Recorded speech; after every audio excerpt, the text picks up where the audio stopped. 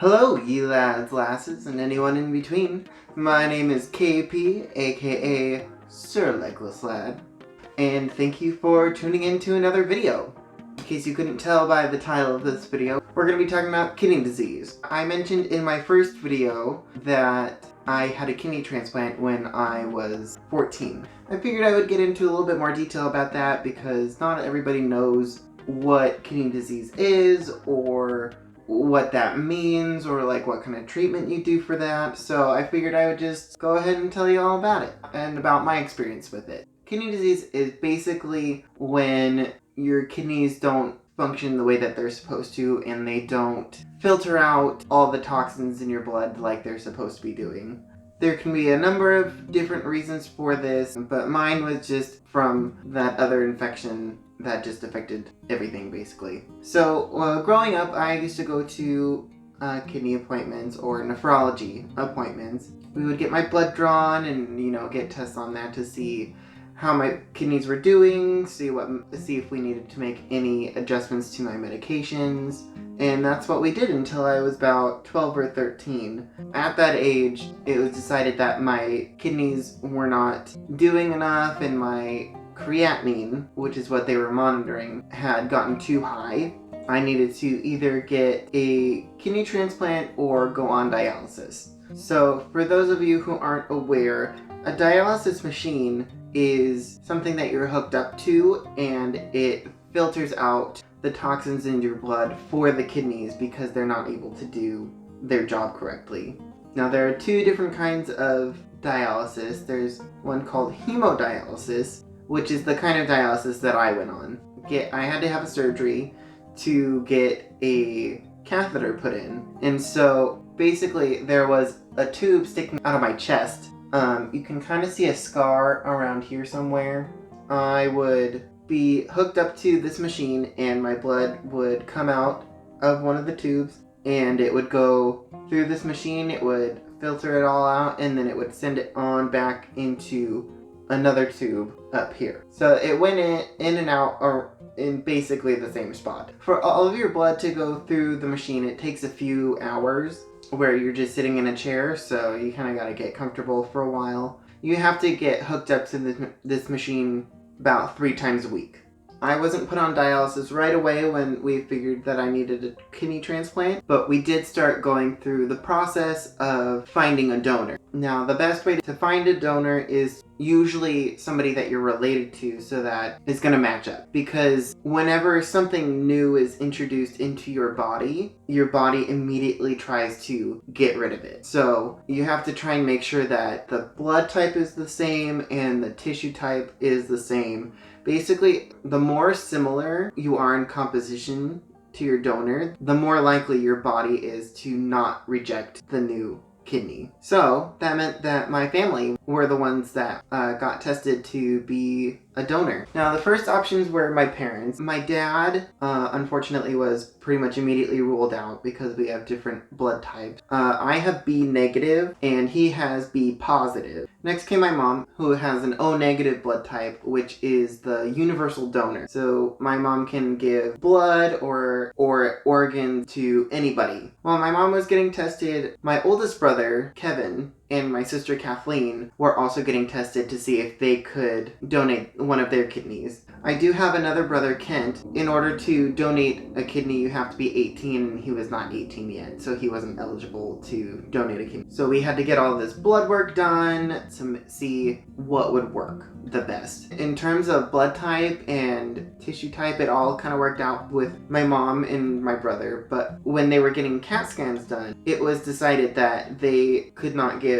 their kidneys because of other factors, where if they had taken out one of their kidneys, they would have developed other problems with their body. So my mom, I think, would have gotten hypertension or high blood pressure. And then my brother, if they had taken out one of his kidneys, then the way that his body is made up, it just would have caused harm to the other kidney. And so that left my sister, Kathleen, and she went through the process and got the CAT scan and everything was good to go. So my sister Kathleen is actually the one who gave her kidney to me. Now, obviously this whole process took a ton of time. a lot of tests that take time and just one after another. During this process of finding out who could give their kidney to me, my kidneys weren't working well enough, and so it was decided that I needed to go on dialysis, which is when I got that catheter that I was talking about.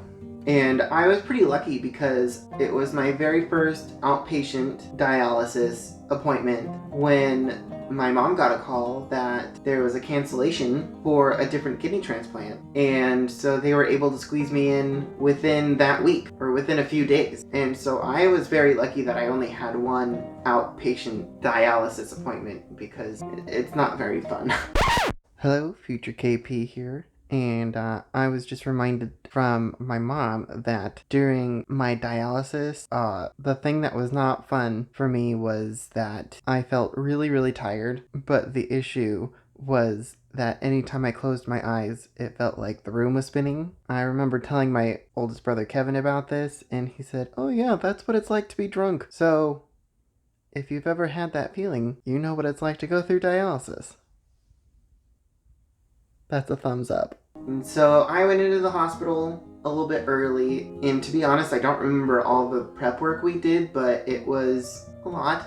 And then it was go time, and my sister came in, and the transplant went pretty well. I don't think there were any complications during the actual procedure. However, after the transplant was done and Melody was all in there, my body started to reject the kidney. My mom, describing it, she said that she thought that I was gonna like explode because all of my vitals were up. Heart rate, blood pressure, temperature, everything. And so they just kind of bombarded me with these medications that lower your immune system. And so I was on that for a while. I was in the hospital for about a month after the kidney transplant. Usually people are in the hospital for about a week or so. If everything goes smoothly, it could be less than a week. So when I was in the hospital, you know, I'd get visitors from my family or a couple friends came, and I was still kind of rejecting the kidney, and it took a while for that to turn around. And it wasn't until my cousin Kristen came to visit me, and she said, "Well, maybe you should name your kidney, because then it'll kind of let you take ownership of the kidney, and so it'll be yours. I want to pray for you and for your kidney, and if your kidney has a name, then that would help me out with my prayers." And so I said, "Okay, well, what can I name my kidney?" And the name Melody kind of came to me, and I always thought that was a pretty name, and so I chose Melody. It's funny because my mom would tell people, "Oh, he chose Melody because he loves music, and that's why he chose it." And I'm like, no, I just like the name. It has nothing to do with music. It's kind of funny because after I named Melody and she got her name, that was kind of the moment where I stopped rejecting the kidney. Because it was almost as if I was thinking of the kidney as my sister's still. And once I named the kidney, then it was mine. And now it's my kidney. And so it's almost like that's the last step that my body needed in order to keep the kidney. So I wasn't hooked up to dialysis anymore, but I had to be hooked up to this other machine that does what's called plasmapheresis. So in your blood, there's red blood cells, white blood cells, but there's also this other liquid within blood called plasma. Now plasma is really important, and I'm not exactly sure what it does, but it's important. And so 3 times a week while I was still in the hospital, I would be hooked up to this machine, and it would take my blood. So I was still using the catheter up here, and I was hooked up to the machine, and instead of filtering out my blood,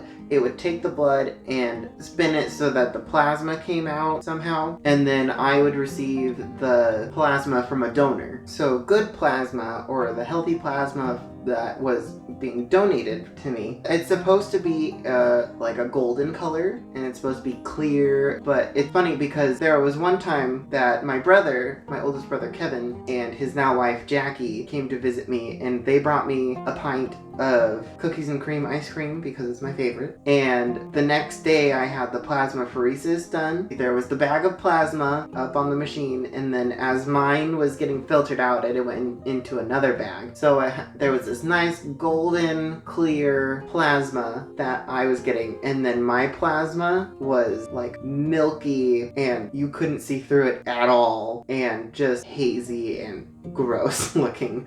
So if you eat ice cream, it really does go into your blood and it affects everything. And then after a month, it was finally decided that I was able to go home. With my immune system so lowered, I had to kind of quarantine myself in my house. That sounds familiar now, doesn't it?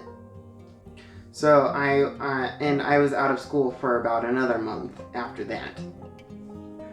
So even after I was out of the hospital, I still had to get this plasmapheresis done 3 times a week. So my kidney transplant was done at UCLA because they had a really good pediatric nephrology department up there. When I was getting the plasmapheresis done, I still had to go up to UCLA. Now I live in Orange County, and so I had to go all the way up to LA 3 times a week for a while. I don't remember exactly how long, but my mom and I had a whole system down for this. Eventually I was taken off of the plasmapheresis, and I've just been on my regular immune suppressing medications. Now altogether I have about 9 prescriptions. I was on like 12 or 13. No, or was it 15? I don't know. It was high up there on the number of medications I was on right out of the hospital. So coming down to 9 is pretty darn great. It's nice because ever since that moment where my body stopped rejecting the kidney, I haven't had any issues since then. Knock on wood.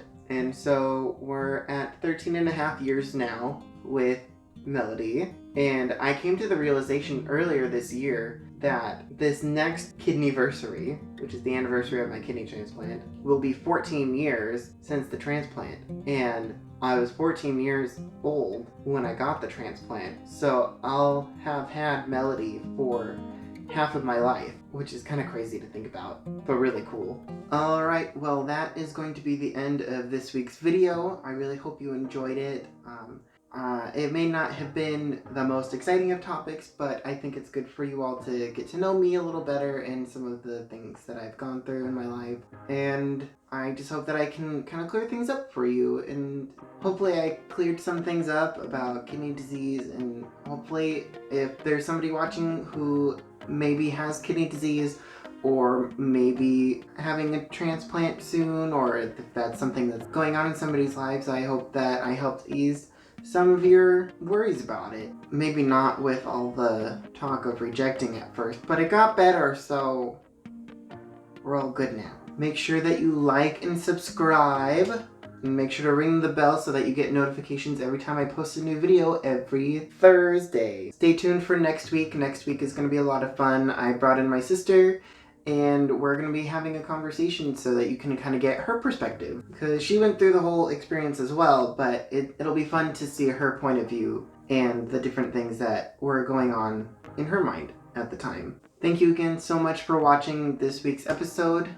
I love you all, and with that, Sir Legless out.